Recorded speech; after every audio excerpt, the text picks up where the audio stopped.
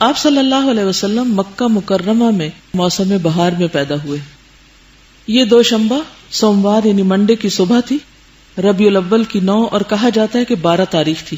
حضور صلی اللہ علیہ وسلم کی ولادت پر، آپ کی آمد کی خوشی پر بہت سے لوگ اس سے میلاد کا کانسیپٹ نکال لیتے ہیں. ہم میلاد منانا شروع کر دیں اور پھر بڑے بڑے کھانے بنانے شروع کر دیں یا اس دن کوئی خصوصی صدقہ خیرات کریں. اگر ایسا ہوتا تو پھر آپ صلی اللہ علیہ وسلم ہمیں بتانا نہ بھولتے. آپ کی زندگی میں 62 بار تو یہ دن آیا ہی تھا آپ کی پیدائش کا، پھر صحابہ کی زندگی میں بھی آیا، لیکن کسی نے ایسا کوئی کام نہیں کیا.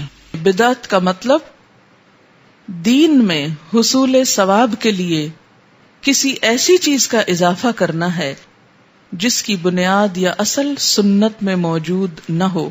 رسول اللہ صلی اللہ علیہ وسلم نے فرمایا، دین میں نئی چیزوں سے بچو، اس لیے کہ ہر نئی بات گمراہی ہے.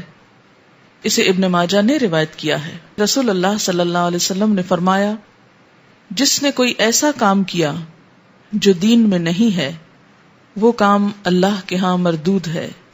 اسے بخاری اور مسلم نے روایت کیا ہے. یعنی اللہ کے ہاں اس کا ثواب نہ ہوگا، اور جس کام کا ثواب ہی نہ اسے کرنے کا فائدہ.